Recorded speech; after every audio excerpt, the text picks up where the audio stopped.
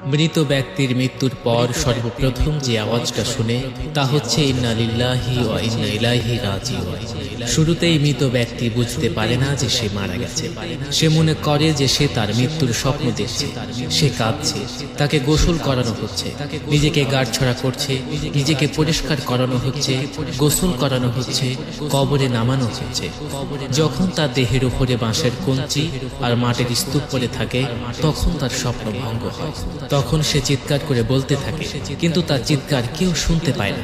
পরবর্তীতে যখন সবাই ছত্রভঙ্গ হয়ে যায় এবং মাটির নিচে মৃত ব্যক্তিটা একা একা থাকে তখন আল্লাহ তাআলা তার আত্মাকে পুনরুদ্ধার করে।